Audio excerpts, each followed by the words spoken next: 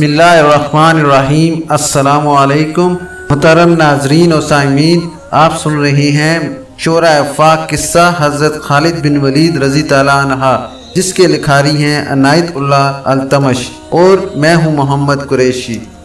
خالد رضی تعالیٰ عنہ کی داستان شجاعت جاننے کے لیے ہمارے ساتھ جڑے رہیں، اور آئیے بڑھتے ہیں اس داستان شجاعت کی دوسری قسط کی طرف۔ مشہور مورخ ابن ہشام نے لکھا ہے کہ رسول اکرم صلی اللہ علیہ وسلم نے خود رکانہ پہلوان کو کشتی کے لیے للکارا تھا، لیکن دوسرے مورخ ابن الاسیر نے جو شہادت پیش کی ہے وہ صحیح ہے کہ رکانہ نے محمد صلی اللہ علیہ وسلم کو کشتی کے لیے للکارا، اور اس نے کہا تھا، میرے بھائی کے بیٹے، تم بڑے دل اور بڑی جرت والے آدمی ہو۔ میں یہ بھی جانتا ہوں کہ تم جھوٹ بولنے سے نفرت کرتے ہو، لیکن مرد کی جرت اور صداقت کا پتہ اکھاڑے میں چلتا ہے۔ آؤ میرے مقابلے میں اکھاڑے میں اترو، اگر مجھے گرا لو تو میں تمہیں اللہ کا بھیجا ہوا نبی مان لوں گا، اللہ کی قسم تمہارا مذہب قبول کر لوں گا، لیکن یہ ایک بھتیجے اور چچا کی کشتی نہیں ہوگی۔ رسول اکرم صلی اللہ علیہ وسلم نے رکانہ کی للکار کے جواب میں کہا، ایک بت پرست اور سچے دین کے ایک پیغمبر کی لڑائی ہوگی، تو ہار گیا تو اپنا وعدہ نہ بھول جانا۔ مکہ میں یہ خبر صحرا کی آندھی کی طرح پھیل گئی کہ رکانہ پہلوان اور محمد صلی اللہ علیہ وسلم کی کشتی ہوگی، اور جو ہار جائے گا وہ جیتنے والے کا مذہب قبول کر لے گا۔ قریش کا بچہ بچہ مرد وزن اور یہودی ہجوم کر کے آ گئے۔ مسلمانوں کی تعداد بہت تھوڑی تھی، وہ تلواروں اور برچھیوں سے مسلح ہو کر آئے، کیونکہ انہیں خطرہ محسوس ہو رہا تھا کہ قریش کشتی کو بہانہ بنا کر رسول خدا صلی اللہ علیہ وسلم کو قتل کر دیں گے۔ عرب کا سب سے طاقتور اور وحشی پہلوان رکانہ بن عبد کریم صلی اللہ علیہ وسلم کے مقابلے پر اترا۔ اس نے رسول خدا صلی اللہ علیہ وسلم پر تنزیہ نظر ڈالی اور آپ صلی اللہ علیہ وسلم پر جھپٹی کسی۔ آپ صلی اللہ علیہ وسلم مکمل خاموشی اور اطمینان سے رکانہ کی آنکھوں میں آنکھیں ڈال کر دیکھتے رہے کہ وہ بے خبری میں کوئی داؤ نہ کھیل جائے۔ رکانہ آپ صلی اللہ علیہ وسلم کے ارد گرد یوں گھوما جیسے شیر اپنے شکار کے ارد گرد گھوم گیا اور اب اسے کھا جائے گا۔ ہجوم رسول اکرم صلی اللہ علیہ وسلم کا مذاق اڑا رہا تھا۔ مسلمان خاموش تھے، وہ دل ہی دل میں اللہ کو یاد کر رہے تھے۔ انہوں نے اپنی تلواروں کے دستوں پر ہاتھ رکھے ہوئے تھے، پھر نہ جانے کیا ہوا۔ رسول اکرم صلی اللہ علیہ وسلم نے کیا داؤ کھیلا۔ ابن الاسیر کہتے ہیں کہ آپ صلی اللہ علیہ وسلم نے رکانہ کو اٹھا کر زمین پر پٹخ دیا۔ رکانہ زخمی شیر کی طرح اٹھا اور غرا کر آپ صلی اللہ علیہ وسلم پر حملہ آور ہوا۔ آپ صلی اللہ علیہ وسلم نے پھر وہی داؤ کھیلا اور اسے پٹخ دیا۔ وہ اٹھا تو آپ صلی اللہ علیہ وسلم نے اسے تیسری بار پٹخا۔ بھاری بھرکم جسم 3 بار پٹخا گیا تو کشتی جاری رکھنے کے قابل نہ رہا۔ رکانہ سر جھکا کر اکھاڑے سے نکل گیا۔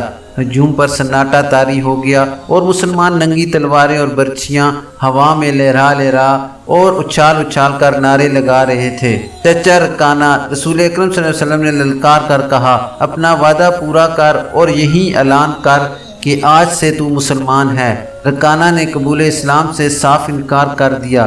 یہ طاقت جسمانی نہیں تھی۔ خالد نے نخلستان میں لیٹے لیٹے اپنے آپ سے کہا، رکانہ کو یوں 3 بار پٹخنا تو دور کی بات ہے، اسے کوئی بچھاڑ بھی نہیں سکتا تھا۔ رسول خدا صلی اللہ علیہ وسلم کا تصور خالد کے ذہن میں نکھر آیا۔ وہ آپ صلی اللہ علیہ وسلم کو اچھی طرح سے جانتا تھا، لیکن اب وہ محسوس کر رہا تھا جیسے محمد صلی اللہ علیہ وسلم کوئی اور تھے جنہیں وہ بچپن سے جانتا تھا۔ اس کے بعد آپ صلی اللہ علیہ وسلم نے جو رخ اختیار کیا تھا، اس میں خالد آپ صلی اللہ علیہ وسلم کو نہیں پہچانتا تھا۔ نبوت کے دعوے کے بعد خالد کی آپ صلی اللہ علیہ وسلم کے ساتھ بہت چال بند ہو گئی تھی۔ وہ آپ صلی اللہ علیہ وسلم کے ساتھ 2 ہاتھ کرنا چاہتا تھا، لیکن وہ رکانہ کی طرح پہلوان نہیں تھا۔ وہ میدان جنگ میں لڑنے والا اور لڑنے والوں کی قیادت کرنے والا جنگجو تھا، لیکن اس وقت مسلمان فوج کی صورت میں لڑنے کے قابل نہیں تھے۔ جب مسلمان فوج کی صورت میں لڑنے کے قابل ہوئے اور قریش کے ساتھ ان کا پہلا معرکہ ہوا، اس وقت خالد کے لیے ایسے حالات پیدا ہو گئے تھے کہ وہ اس معرکے میں شامل نہیں ہو سکا تھا۔ اس کا اسے بہت افسوس تھا۔ یہ معرکہ بدر کا تھا، جس میں 313 مجاہدین اسلام نے 1000 قریش کو شکست دی تھی۔ خالد دانت پیستا رہ گیا تھا، لیکن اس روز جب وہ اس نخلستان میں لیٹا ہوا تھا، اسے خیال آیا کہ 313 نے 1000 کو کس طرح شکست دے دی تھی۔ اس نے شکست کھا کر آنے والوں سے پوچھا تھا کہ مسلمان میں وہ کون سی خوبی تھی جس نے انہیں فتح یاب کیا تھا۔ خالد اٹھ بیٹھا اور انگلی سے ریت پر بدر کے میدان کے خد و خال بنا کر قریش اور مسلمانوں کی پوزیشنیں اور مارکے کے دوران دونوں کی چالوں کی لکیریں بنانے لگا۔ باپ نے اسے فن حرب اور ضرب کا ماہر بنایا تھا۔ بچپن میں اسے گھوڑ سواری سکھائی، لڑکپن میں اسے اکڑ اور منہ زور گھوڑوں کو قابو میں لانے کے قابل بنایا۔ نوجوانی میں وہ شہ سوار بن چکا تھا، چتر سواری میں بھی وہ ماہر تھا۔ اس کا باپ ہی اس کا استاذ تھا۔ اس نے خالد کو نہ صرف سپاہی بلکہ سالار بنایا تھا۔ خالد کو جنگ و جدل اتنی اچھی لگی کہ وہ لڑنے اور لڑانے کے طریقوں پر غور کرنے لگا اور جوانی میں فوج کی قیادت کے قابل ہو گیا تھا۔ اسے بدر کی لڑائی میں شامل نہ ہونے کا افسوس تھا اور وہ انتقام کے طریقے سوچتا رہتا تھا، لیکن اب اس کی سوچوں کا دھارا اور طرف چل پڑا تھا۔ مکہ سے روانگی سے کچھ عرصہ پہلے سے وہ اس سوچ میں کھو گیا تھا کہ رسول اکرم صلی اللہ علیہ وسلم نے رکانہ پہلوان کو 3 بار پٹخا تھا۔ بدر میں آپ صلی اللہ علیہ وسلم نے محض 313 مجاہدین سے 1000 کو شکست دی۔ یہ کوئی اور ہی قوت تھی، لیکن بدر کے مارکے کے بعد اس کے دل میں مسلمانوں کے خلاف انتقام کی آگ سلگ رہی تھی۔ مسلمان مارکہ بدر میں قریش کے بہت سے آدمیوں کو قیدی بنا کر لے گئے تھے۔ قریش کے سرداروں کے لیے تو یہ صدمہ تھا ہی، اس کا بہت برا اثر خالد نے قبول کیا تھا۔ اسے یاد تھا کہ جب بدر کا مارکہ لڑا جا رہا تھا اور مکہ میں کوئی خبر نہیں پہنچ رہی تھی کہ مارکے کا انجام کیا ہوا، مکہ کے لوگ بدر کی سمت دیکھتے رہتے تھے کہ ادھر سے کوئی سوار دوڑا آئے گا اور فتح کی خبر سنائے گا۔ آخر ایک روز ایک شتر سوار آتا نظر آیا، لوگ اس کی طرف دوڑ پڑے۔ سوار نے عرب کے رواج کے مطابق اپنا کرتا پھاڑ دیا تھا اور وہ روتا آ رہا تھا۔ بری خبر لانے والے قاصد ایسے ہی کیا کرتے تھے۔ وہ جب لوگوں کے درمیان پہنچا تو اس نے روتے ہوئے بتایا کہ اہل قریش کو بہت بری شکست ہوئی ہے۔ جس کے عزیز رشتہ دار لڑنے گئے تھے وہ ایک دوسرے سے آگے بڑھ بڑھ کر ان کے متعلق پوچھتے تھے کہ وہ زندہ ہے، زخمی ہیں یا مارے گئے ہیں۔ شکست خوردہ قریش پیچھے آ رہے تھے۔ مارے جانے والوں میں 17 افراد خالد کے قبیلے بنو مخزوم کے تھے اور ان سب کے ساتھ خالد کا خون کا بڑا قریبی رشتہ تھا۔ ابو جہل بھی مارا گیا تھا۔ خالد کا بھائی جس کا نام ولید تھا جنگی قیدی بن گیا تھا۔ ابو سفیان جو کہ قریش کے سرداروں کا سردار تھا اور اس کی بیوی ہند بھی موجود تھی۔ کچھ میرے باپ اور میرے چچا کے متعلق بتا اے قاصد، ہند نے پوچھا۔ تمہارا باپ عتبہ، علی اور حمزہ کے ہاتھوں مارا گیا، قاصد نے کہا، اور تمہارے چچا شیبہ کو اکیلے حمزہ نے قتل کیا اور تمہارا بیٹا حنظلہ علی کے ہاتھوں مارا گیا۔ ابو سفیان کی بیوی ہند نے پہلے تو علی اور حمزہ کو بلند آواز سے برا بھلا کہا اور پھر بولی، اللہ کی قسم میں اپنے باپ اور اپنے چچا اور اپنے بیٹے کے خون کا بدلہ لوں گی۔ ابو سفیان پر خاموشی طاری تھی۔ خالد کا خون کھور رہا تھا۔ قریش کے 70 آدمی مارے گئے تھے اور جو جنگی قیدی ہوئے تھے ان کی تعداد بھی اتنی ہی تھی۔ خالد اٹھا، دری جھاڑ کر لپیٹی اور گھوڑے کی ذہن کے ساتھ باندھ کر سوار ہوا اور مدینے کی سمت چل پڑا۔ اس نے ذہن کو یادوں سے خالی کر دینا چاہا، لیکن اس کا ذہن مدینے پہنچ جاتا جہاں رسول اکرم صلی اللہ علیہ وسلم تھے اور جو تبلیغ اسلام کا مرکز بن گیا تھا۔ آپ صلی اللہ علیہ وسلم کا خیال آتے ہی اس کا ذہن پیچھے چلا جاتا اور اسے وہ منظر دکھائی دیتا جس کے خالق رسول اللہ علیہ وسلم تھے۔ اس کے ذہن میں ہند کے الفاظ یاد آ جاتے جو اس نے اپنے خاوند ابو سفیان سے کہے تھے، میں اپنے باپ اور چچا کو بھول سکتی ہوں۔ ہند نے کہا تھا، کیا میں اپنے لخت جگر حنظلہ کو بھی بھول سکتی ہوں؟ ماں اپنے بیٹے کو کیسے بھول سکتی ہے؟ اللہ کی قسم میں محمد کو اپنے بیٹے کا خون معاف نہیں کروں گی۔ یہ لڑائی محمد صلی اللہ علیہ وسلم نے کرائی ہے، میں حمزہ اور علی کو نہیں بخشوں گی۔ وہ میرے باپ، میرے چچا اور میرے بیٹے کے قاتل ہیں۔ میرے خون کو صرف میرے بیٹے کا قتل گرما رہا ہے۔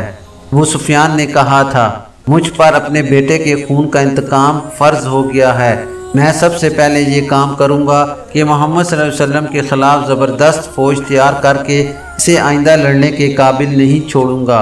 مشہور مورخ اور واقعہ نگار واقدی لکھتا ہے کہ اگلے ہی روز ابو سفیان نے تمام سرداروں کو بلایا۔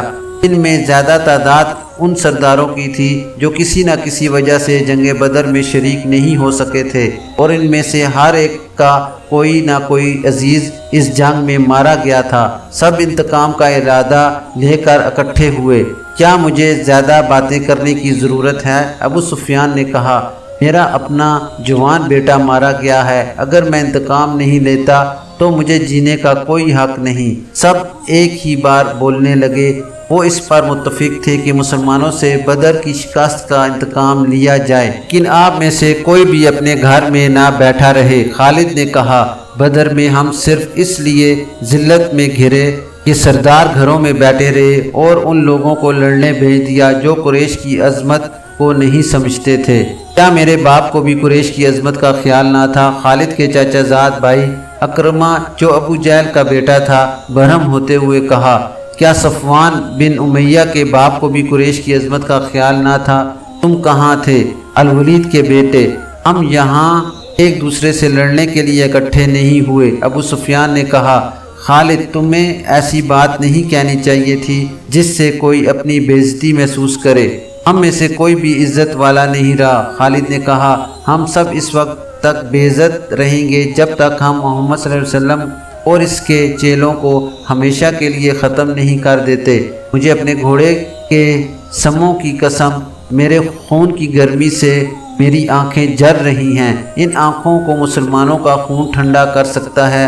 میں پھر کہوں گا کہ اب سردار آگے ہوں گے اور میں جانتا ہوں کہ میں میدان جنگ میں کہاں ہوں گا، لیکن جنگ میں ہمارا جو سردار ہوگا میں اس کے حکم کا پابند رہوں گا، اور اگر میں سمجھوں گا کہ مجھے سردار نے ایسا حکم دیا ہے جو ہمیں نقصان دے گا تو میں ایسا حکم نہیں مانوں گا۔ سب نے متفقہ طور پر ابو سفیان کو اپنا سردار مقرر کیا۔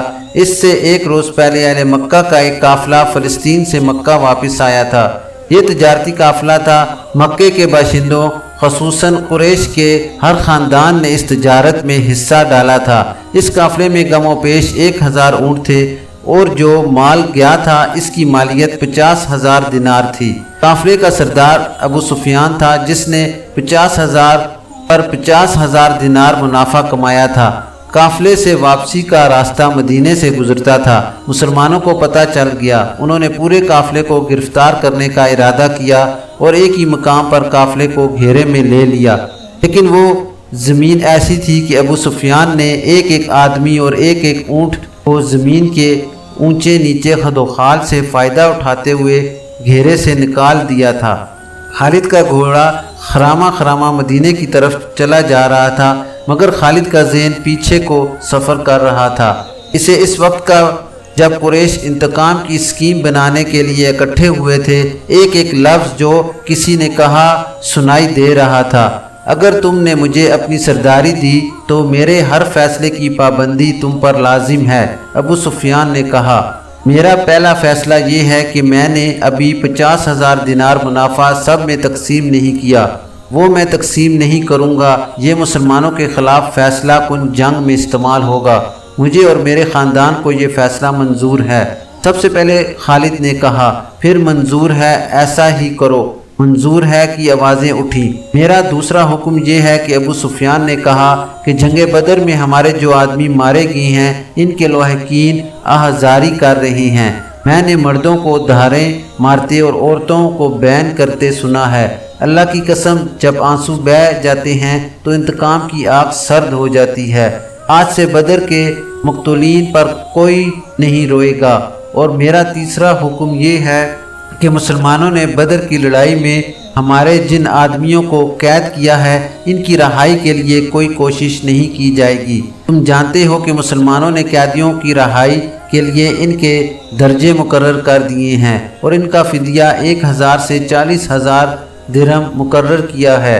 ہم مسلمانوں کو 1 درہم بھی نہیں دیں گے، یہ رقم ہمارے ہی خلاف استعمال ہوگی۔ خالد کو گھوڑے کی پیٹھ پر بیٹھے اور مدینہ کی طرف جاتے ہوئے جب وہ لمحے یاد آ رہے تھے تو اس کی مٹھیاں بند ہو گئیں۔ غصے کی لہر اس کے ساتھ وجود میں پھر سے بھرنے لگی۔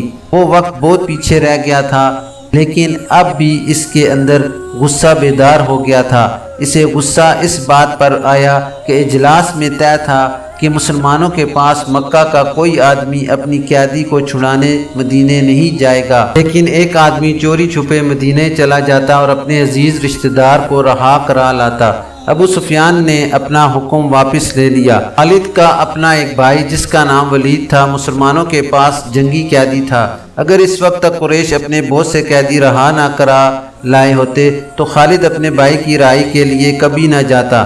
اسے اپنے بھائیوں نے مجبور کیا تھا کہ ولید کی رہائی کے لیے جائے۔ خالد کو یاد آ رہا تھا کہ وہ اپنے وقار کو ٹھیس پہنچانے پر آمادہ نہیں ہو رہا تھا، لیکن اسے خیال یہ تھا کہ رسول کریم صلی اللہ علیہ وسلم بھی اسی کے قبیلے کے تھے اور آپ صلی اللہ علیہ وسلم کے پیروکار یعنی جو مسلمان ہو گئے تھے وہ بھی قریش اور اہل مکہ سے تھے۔ وہ آسمان سے تو نہیں اترے تھے، وہ اتنے جری اور دلیر تو نہیں تھے کہ 313 کی تعداد میں 1000 کو شکست دے سکتے۔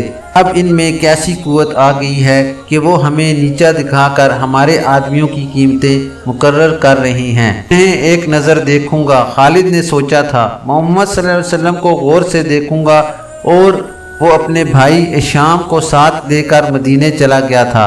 اس نے اپنے ساتھ 4000 درہم باندھ دیے تھے۔ اسے معلوم تھا کہ بنو مخزوم کے سردار الولید کے بیٹے کا فدیہ 4000 درہم سے کم نہیں ہوگا۔ ایسا ہی ہوا۔ اس نے مسلمانوں کے ہاں جا کر اپنے بھائی کا نام لیا تو ایک مسلمان نے جو قیدیوں کی رہائی اور فدیہ کی وصولی پر مامور تھا کہا کہ 4000 درہم ادا کرو، ہم فدیہ میں کچھ رعایت چاہتے ہیں۔ خالد کے بھائی ہشام نے کہا تم لوگ آخر ہم میں سے ہو، کچھ پرانے رشتوں کا خیال کرو، اب ہم تم میں سے نہیں ہیں۔ مسلمانوں نے کہا اللہ کے رسول کے حکم کے پابند ہیں، کیا ہم تمہارے رسول سے بات کر سکتے ہیں؟ ہشام نے پوچھا۔ ہشام، خالد نے گرج کر کہا، میں اپنے بھائی کو اپنے وقار پر قربان کر چکا تھا، مگر تم بھی مجھے اس راستے پر لے آئے ہو، یہ جتنا مانگتے ہیں اتنا ہی دے دو۔ میں محمد صلی اللہ علیہ وسلم کے سامنے جا کر رحم کی بھیک نہیں مانگوں گا۔ اس نے درہموں سے بھری تھیلی مسلمانوں کے سامنے پھینکتے ہوئے کہا گن لو اور ہمارے بھائی کو ہمارے حوالے کر دو۔ رقم گنی جا چکی تو ولید کو خالد اور ہشام کے حوالے کر دیا گیا۔ دونوں بھائی اسی وقت مکہ کو روانہ ہو گئے۔ راستے میں دونوں بھائیوں نے ولید سے پوچھا کہ ان کی شکست کا باعث کیا تھا۔ انہیں توقع تھی کہ ولید جو ایک جنگجو خاندان کا جوان تھا، انہیں جنگی فہم و فراست اور حرب و فنون کے طور طریقوں کے مطابق مسلمانوں کی جنگی چالوں کی خوبیاں اور اپنی خامیاں بتائے گا۔ اگر ولید کا انداز ایسا اور اس کے ہونٹوں پر مسکراہٹ ایسی تھی جیسے اس پر کوئی پرسرار اثر ہو۔ ولید کچھ تو بتاؤ، خالد نے اس سے پوچھا۔ ہمیں اپنی شکست کا انتقام لینا ہے۔ قریش کے تمام سردار اگلی جنگ میں شامل ہو رہے ہیں، ہم ارد گرد کے قبائل کو بھی ساتھ ملا رہے ہیں اور وہ مکہ میں جمع ہونے شروع ہو چکے ہیں۔ سارے عرب کو اکٹھا کر لو خالد۔ ولید نے کہا تم مسلمانوں کو شکست نہیں دے سکو گے۔ میں نہیں بتا سکتا کہ محمد صلی اللہ علیہ وسلم کے ہاتھ میں کوئی جادو ہے یا ان کا نیا عقیدہ سچا۔ کیا بات ہے کہ میں ان کا قیدی ہوتے ہوئے بھی انہیں ناپسند نہیں کر سکا۔ پھر تم اپنے قبیلے کے غدار ہو۔ ہشام نے کہا غدار ہو یا تم پر ان کا جادو اثر کر گیا ہے۔ وہ یہودی پیشوا ٹھیک کہتا تھا کہ محمد صلی اللہ علیہ وسلم کے پاس کوئی نیا عقیدہ اور نیا مذہب نہیں، اس کے ہاتھ میں کوئی جادو آ گیا ہے۔ جادو ہی تھا، ورنہ بدر میں قریش شکست کھانے والے نہیں تھے۔ خالد نے کہا ولید جیسے ان کی باتیں سن ہی نہیں رہا تھا، اس کے ہونٹوں پر تبسم تھا اور وہ مڑ مڑ کر مدینے کی طرف دیکھتا تھا۔ مدینے سے کچھ دور ذی الحلیفہ نام کی ایک جگہ ہوا کرتی تھی۔ تینوں بھائی وہاں پہنچے تو رات گہری ہو چکی تھی۔ رات گزارنے کے لیے وہ وہیں رہ گئے۔ صبح آنکھ کھلی تو ولید غائب تھا، اس کا گھوڑا بھی وہاں نہیں تھا۔ خالد اور ہشام سوچ سوچ کر اس نتیجے پر پہنچے کہ ولید واپس مدینہ چلا گیا ہے۔ انہوں نے دیکھا کہ اس پر کوئی جادو کا اثر تھا، یہ اثر مسلمانوں کا ہی ہو سکتا ہے۔ دونوں بھائی مکہ آ گئے۔ چند دنوں بعد انہیں مکہ میں ولید کا زبانی پیغام ملا، اس نے محمد صلی اللہ علیہ وسلم کو خدا کا سچا رسول تسلیم کر لیا ہے اور وہ آپ صلی اللہ علیہ وسلم کی شخصیت اور باتوں سے اتنا متاثر ہوا ہے کہ اس نے اسلام قبول کر لیا ہے۔ ہماری ویڈیوز کو لائک اور شیئر کریں اور کمنٹ کر کے اپنی رائے کا اظہار کریں۔ شکریہ۔